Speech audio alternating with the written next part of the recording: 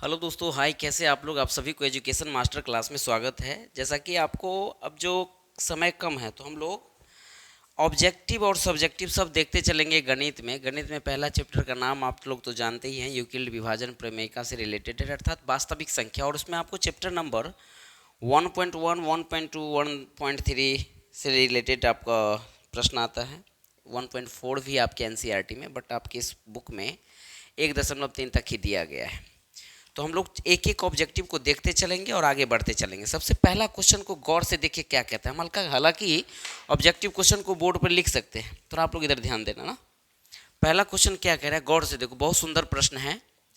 कह रहा है कि किस या किसी है ना, किसी पूर्णांक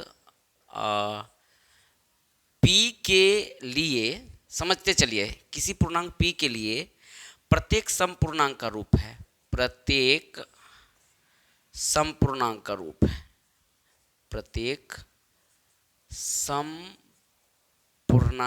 का रूप है। कई बार ये परीक्षा में पूछ देता है इस टाइप का क्वेश्चन। किसी पूर्णांक p के लिए प्रत्येक समपूर्णांक का रूप है। आपका ऑप्शन दिया रहेगा, जैसा कि ए ऑप्शन में आपको हम दिए 2p+1, बी ऑप्शन में दिए आपको -1, सी ऑप्शन में आपको दिए 1 और डी ऑप्शन में आपको दिए आपको 1 नहीं है ना। बी ऑप्शन में क्या था, p है ना, लिखाते चलना। सी ऑप्शन में क्या आपका p+1 और डी ऑप्शन में आपका 2p, ऐसा दिए ना। अब मन में सोचिए, ये प्रश्न आपके बिहार बोर्ड में आ गया, हमको कैसे बनाना है कि किसी पूर्णांक p के लिए प्रत्येक समपूर्णांक का रूप है। सबसे पहले तो ये दिमाग में सेट कीजिए कि समपूर्णांक किसको कहते हैं। वैसी संख्या जो 2 से कट जाए उसे कहते हैं ना सम संख्या। इसी क्वेश्चन में सम के जगह क्या लगा देता, विषम। एक ही प्रश्न से दो दो तीन तीन प्रश्न आपको पूछ सकता है। अभी आपके इस प्रश्न में क्या पूछा है कि किसी पूर्णांक p के लिए प्रत्येक सम पूर्णांक का रूप है। यहाँ पे क्या लगा दिया है, सम। हो सके तो दूसरा टाइप का क्वेश्चन आ जाए तो क्या लगा देगा यहाँ पे, विषम। आप क्या कीजिए, एक एक ऑप्शन को ऑपरेशन करना स्टार्ट कीजिए। सर ऑपरेशन क्या होता है, देखो। अगर पहला ऑप्शन को मैं तोड़ूं तो हम p के जगह मान लो कि 1 पुट कर रहे हैं। क्या पुट कर रहे हैं, 1 मन में मान लिए। तो इस 2 के 2, ये p तरफ कितना रख रहे हैं, मान 1। तो 2 और p में कौन चीज का सिंबल है, कहिए गुना का। तो 2 गुने 1 रखिएगा ना, अब +1। तो 2 1 कम 2 अब +1, कितना बो करके दिया, 3। 3 सम संख्या तो नहीं है। आई के मतलब क्या हो गया, ये ऑप्शन बोकस हो गया। आपके मन में प्रश्न उठता होगा कि सर एक का है पुट किया, हमारा मन है p के जगह कितना पुट करे, 2। तैयो ये विषम में देगा। देखो यहाँ पे 2 का 2, बीच में कति का सिंबल है, गुना का। आप p के जगह क्या पुट करने के लिए आप बोल रहे हैं हम लोग, 2। अब प्लस में कितने हैं, 1। तो 2 दूना 4 आ 1, ये दीजिएगा ना, 4 कितने आ गया, 5। फिर भी क्या आ गया आपको, विषम में पूर्णांक आ गया। नहीं, जो संख्या 2 से नहीं कटे उसे क्या कहते हैं हम लोग, विषम। तो ये विषम में ना आ गया। इसका मतलब हो गया ये ऑप्शन बोकस। अपना क्या डिमांड कर रहा है, बोल रहा है सम लाने के लिए ना। फिर हम इस पर चेक करेंगे। अगर p के जगह मान लीजिए 1 दीजिएगा तो ये तो p है, और 1 कौन संख्या, विषम है। तो यह ऑप्शन नहीं होगा, आपको क्या लाना है, सम। चलिए आपके मन में होगा सर हम 2 दे देता, 2 तो दे दीजिए, तब तो सम हो जाएगा। लेकिन क्या बोला है, प्रत्येक, नहीं मत समझे, सब मान सम आना चाहिए। सब मान क्या होना चाहिए, सम। लेकिन p के जगह आप 3 पुट कर दीजिएगा तो 3 सम होगा, नहीं ना होगा। तो यह ऑप्शन क्या हो गया आपका, बोकस। अब हम इस ऑप्शन पर काम करेंगे। मन में सोचो, अगर हम p के जगह 1 रखे, क्या रखे, 1, तो यहाँ पर 1 जोड़ 1, दोनों को जोड़ दोगे तो 2 आ रहा है। 2 माने क्या आया, सम। चलो फिर से, अगर हम p के जगह मान लीजिए आप कहिएगा 2 रखे, क्या रख दिए, 2। तो ये यहाँ से रख दूँ 2 अब प्लस ई वाला 1, 2 1 कितना आ गया, 3, विषम आ गया। एगो सम आ गया, विषम आ गया, तो यह मामला गड़बड़ हो गया।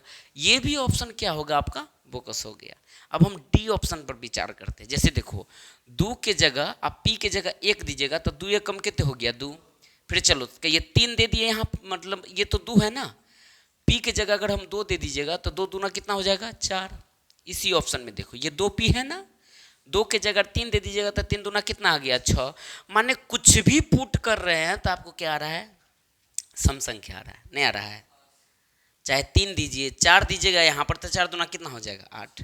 5 दीजिएगा तो 5 दूना 10, 6 दीजिएगा तो 6 दूना 12, कौन संख्या, सम है। तो जब भी इस टाइप का प्रश्न पूछा जाएगा आपसे कि ऐसा कौन सा मान होगा जो सम के लिए, तो 2p, किस पर टिक मार देंगे, 2p। कोई जरूरी नहीं कि 2p ही आएगा, हो सके हम 3p भी देंगे ना, 3p देंगे तब ये सम देगा कि विषम देगा। गौर से देखो, अगर मान लीजिए इस 2p के जगह ऑप्शन में 3p रहता कि ये 3 गुने 1 देते तो क्या हो जाता, ये 3 तब विषम आ जाता ना। तो याद रखिएगा, जब कोई पूर्णांक के आगे सम संख्या रहे तो क्या दे देगा आपको, सम। जैसे कि आप एक और चीज चर्चा कीजिए, ये क्या है, कहिए 4p है ना। अगर यहाँ पे मन में सोचो p के जगह 1 देंगे तो ये कितने आएगा, 4 आएगा ना।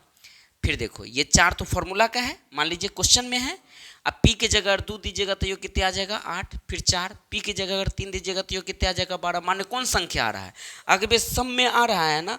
तो जब भी आपके प्रश्न में इस टाइप का प्रश्न आ जाए कि कौन आपको सम देगा विषम देगा, तो एक ट्रिक पकड़ के रखो। वो ट्रिक क्या है समझो, दुइयों को दिमाग में सेट करके रखना। अगर 2p रहे, 4p रहे, 6p रहे, समझे, 8p रहे, जब भी इस टाइप का रहेगा तो आपको सम में टिक मारना है। किस में टिक मारेंगे, सम में। लेकिन अगर आपको p रहे, 3p रहे, 5p रहे, 7p रहे, 9p रहे, तो ये सब क्या हो जाएगा आपका, विषम।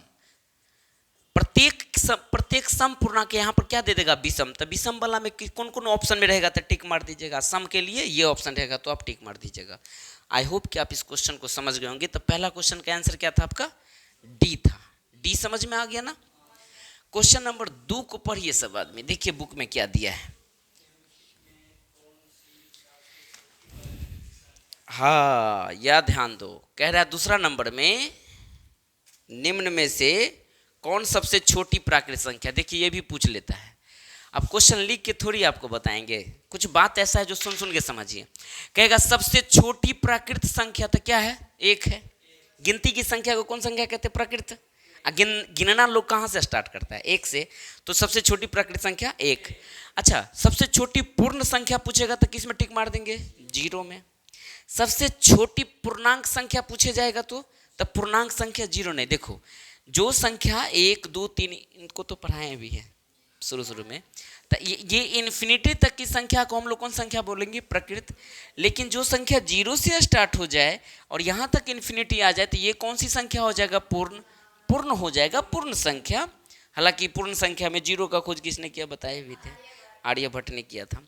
लेकिन इसी पूर्ण संख्या के समूह में, ये पूर्ण संख्या का समूह में अगर हम ऋणात्मक अंक को शामिल कर लिए और माइनस इन्फिनिटी तक आ गए तो ये सारा समूह किसका हो जाएगा, कहिए पूर्णांक का। किसका हो जाएगा। तो आपके बिहार बोर्ड में ज़्यादातर इससे प्रश्न नहीं पूछता है। आपसे पूछा जाएगा जब भी सबसे छोटी प्राकृतिक संख्या हो जाएगा तो क्या टिक मारेंगे, 1 में। सबसे छोटी पूर्ण संख्या क्या टिक मारेंगे, 0 में टिक मारेंगे।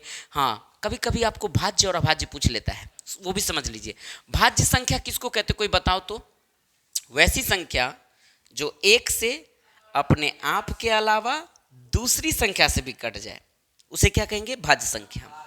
जैसे कि क्या 2 भाज्य संख्या है, तो 2 तो 1 और अपने आप से कट रहा है और कोई इसका बाप नहीं काट रहा है, इसलिए 2 भाज्य संख्या नहीं हुआ। 3 होगा क्या, ये भी नहीं होगा, क्योंकि 1 से कटा और 3 से कटा, 1 तिया 3, 3 खुद से कटा और कोई ना। हाँ, तो सबसे छोटी भाज्य संख्या जब भी पूछा जाएगा तो किस में टिक मारोगे। अब देखो आपसे पूछा था सबसे छोटी प्राकृतिक संख्या, और उन क्वेश्चन से हमने कितना क्वेश्चन निकाल दिया, लगभग 4। जब आपको भाज्य पूछेगा तो 4 में, जब आपसे पूछ देगा सबसे छोटी अभाज्य संख्या क्या है तो अभाज्य संख्या के लिए क्या टिक मारोगे, 2। फिर से समझो, अब हम आपको क्वेश्चन देते जाते हैं, आप बताना। जब भी आपका एक आंसर रहेगा तो क्या पूछ सकता है, सबसे छोटी प्राकृतिक संख्या। जब 0 रहेगा तो क्या पूछेगा, सबसे छोटी पूर्ण संख्या, सबसे छोटी पूर्ण संख्या। जब 2 रहेगा तो क्या पूछेगा, सबसे छोटी अभाज्य। क्या बोलेंगे, अभाज्य। अभाज्य किसको कहते हैं, जो संख्या 1 से कटे और अपने आप, और कोई माई का लाल उसको काटने वाला नहीं है। तो सबसे छोटी अगर अभाज्य संख्या पूछेगा तो किस में टिक मारेंगे, 2 में। और सबसे छोटी भाज्य संख्या क्या हो जाएगा, 4। और भाज्य संख्या का डिफिनीशन भी समझ में आ गया कि वैसी संख्या जो 1 से कटे, अपने आप के अलावा अन्य किसी से भी कट जाए तो क्या हो जाएगा आपका, भाज्य संख्या। तो और क्वेश्चन नंबर जो सेकेंड था, दूसरा नंबर, कि सबसे छोटी प्राकृतिक संख्या क्या है, तो किस में टिक मारे हैं आप लोग, 1 में। अगला तीसरा क्वेश्चन को गौर से देखिए। हाँ, मार सकते, कोई दिक्कत नहीं है। पूछा जा रहा है 12 रूट 12 का परिमेयकरण गुणांक क्या है। रूट 12 का, ध्यान दीजिए, ये बहुत सुंदर क्वेश्चन है। परिमेयकरण गुणांक क्या है, बड़ी मस्तीला क्वेश्चन है। अब देखो तो नया नया क्वेश्चन आ रहा है, एनसीईआरटी में ऐसा क्वेश्चन दिया भी नहीं है। ये परिमेयकरण क्या, बड़ी विचित्र बात है यार। रूट 12 का परिमेयकरण, अब दिमाग में सोचिए परिमेय किसको कहते हैं। पहले हम लोग देहाती में समझते हैं, परिमेय का मतलब हो गया जो रूट में फसल ना रहे, जो रूट के तर में रह गया वो क्या हो जाएगा, अपरिमेय। क्या हो जाएगा, अपरिमेय। अब कहेगा सर रूट अंडर 4 अपरिमेय है ना, रूट में फसल है, तो ये रूट 4 अपरिमेय नहीं है, रूट 4 परिमेय। क्योंकि रूट 4 को ऑपरेशन करोगे तो ये 2 गुने 2 करके 2 बाहर न दे देगा, तो देखने में था अपरिमेय, बट है क्या ये, परिमेय। लेकिन आपका जो प्रश्न पूछा गया इसमें रूट 12 का परिमेयकरण गुणांक क्या है। हालांकि इस क्वेश्चन में हम आपको ऑप्शन भी दे देते हैं। ऑप्शन क्या क्या है थोड़ा लिखा सकते हैं आप लोग, तो लिखाइए। रूट 3 है, बी ऑप्शन क्या है आपका रूट 2 है, और सी ऑप्शन है आपका रूट 6 है, और डी ऑप्शन आपका है 2 रूट 3 है ना, 2 रूट 3। दिमाग में पहले सेटिंग करो। जब भी आपसे परिमेयकरण गुणांक पूछे ना, तो परिमेयकरण गुणांक का मतलब हो गया कि कौन सी संख्या जो अपरिमेय वाला चीज है उसको परिमेय बना दे। जैसे आपको हम बोलेंगे रूट 2 का परिमेय क्या होगा, तो परिमेयकरण गुणांक क्या होगा, थोड़ा ध्यान रखना। तो रूट 2, अगर इस रूट 2 में अगर मैं रूट 2 से गुना कर दूं तो 2 का गुना क्या हो जाएगा आपका, बाहर में 2 निकल जाएगा, तो परिमेय आ जाएगा ना।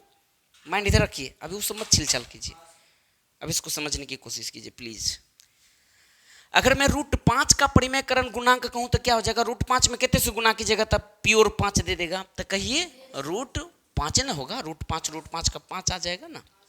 फिर से क्वेश्चन देखो, अगर मैं रूट 6 का परिमेयकरण गुणांक पूछूं, इसका मतलब रूट 6 में हमें कितना से गुना करना पड़ेगा, रूट 6, तभी तो ये 6 निकल के बाहर कितना दे देगा, 6। क्योंकि ये दोनों रूट 6 को अंदर में रखोगे तो 6 गुने 6 करके बाहर कितना दे देगा, 6 नहीं दे देगा। तो रूट 6 का परिमेयकरण गुणांक कितना हो जाएगा, 6 हो जाएगा। ध्यान देना, इधर इधर उधर मत ये करना। फिर से देखो, अगर मैं आपको बोलूं रूट 8 का परिमेयकरण गुणांक क्या है, तो पहले रूट 8 को तोड़ो। क्या करेंगे, तोड़ेंगे। कैसे तोड़ेंगे सर, रूट 8 को 2 गुने 2 गुने 2 ऐसे तोड़ दिए ना, 2 दूना 4, 4 दूना कितना हुआ 8। अब मन में सोचो, ये दोनों 2 के बदला एगो 2 तो बाहर निकल जाएगा, यानी इसको हम ये दोनों 2 के बदला को बाहर निकालोगे तो ये हो जाएगा, अंदर में एगो 2 रह गया, ये बेचारा था बाहर निकल गया। अब इनको 2 चाहिए, रूट वाला चाहिए, तो है देखने में 2 रूट 2, लेकिन ये है 8, कितने हैं 8। जब इसको अगर गुना करोगे तो एगो रूट चाहिए ना, रूट 2, तभी नहीं रूट 2 मिलकर के एगो 2 बाहर निकल जाएगा, तो रूट ये हो जाएगा इस 2 रूट 2 यानी रूट 8 का परिमेयकरण गुणांक क्या हो जाएगा, रूट 2। ऐसे ही आपको क्वेश्चन में रूट 12 दिया है ना, तो पहले 12 को तोड़ो, 12 को तोड़ोगे तो क्या आ जाएगा, कहिए 2 दूना 4 तिया 12। दिमाग में सेट कीजिए। अब आपसे प्रश्न कर रहे हैं, बताइए तो इसमें से कौन बाहर निकल जाएगा, बोलो। ये दोनों 2 एक जैसा हो जाए ना तो 1 2 बाहर निकल जाएगा, अंदर में रूट 3 दबाइले रह गया नहीं। अब भाई ये तो अपरिमेय है, अपरिमेय किसको कहते हैं, जो संख्या रूट में फसल रह जाए वो अपरिमेय है। इसको परिमेय बोला है बनाने के लिए, तो हम इसमें कितना से गुना करेंगे ताकि ये परिमेय हो जाएगा, तो आप कहेगा सर रूट 3 से, कितना से, तब नहीं रूट 3 और रूट 3 मिलकर के क्या हो जाएगा, 3 हो जाएगा, तो आपका आंसर क्या हो जाएगा, रूट 3। देखिए ऑप्शन में कहीं पर रूट 3 होगा, ऑप्शन ए आपका करेक्ट सही होगा। तो इस टाइप से जब भी आपको प्रश्न पूछे तो रूट इसका परिमेयकरण गुणांक आप बना दोगे। एक क्वेश्चन और हम लोग बढ़ेंगे, 1.1 का ऑब्जेक्टिव क्या हो जाएगा, यहीं पर आपका समाप्त हो जाएगा। 4 क्वेश्चन है ना जी। चलिए चौथा क्वेश्चन को देखिए तो क्या कह रहा है, लिखाइएगा आप लोग, देखिए आप लोग।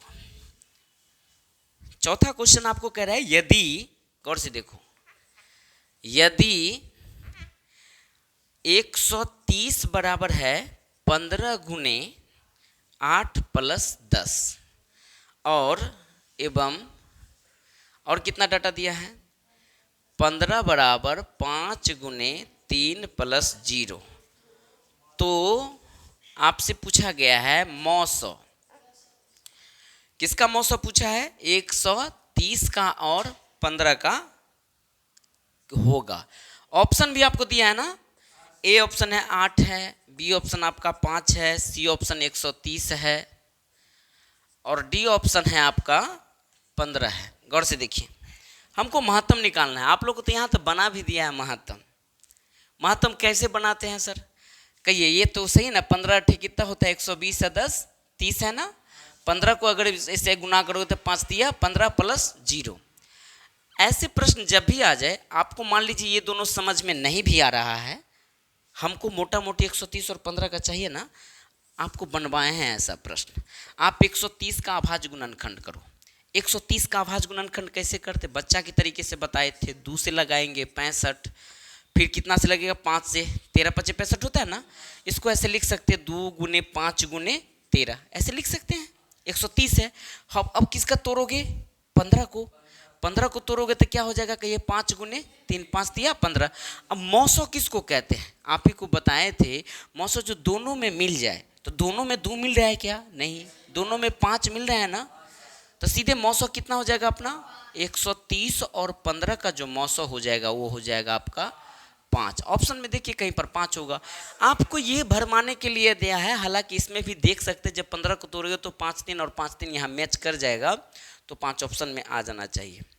आई होप कि आप मौसो का आंसर दिया होगा आपके बुक में, आंसर 5। तो हम लोग 1.1 का कंप्लीट ऑब्जेक्टिव 4 जो जिस टाइप का था उसको कंप्लीट कर दिए। अब नेक्स्ट स्लाइड में, नेक्स्ट वीडियो में आपको हम लोग 1.2 का जो 10 ऑब्जेक्टिव है वो आपको अगले वीडियो में बताएंगे। तब तक के लिए सभी को good day, take care, all the best, जय हिंद, जय भारत।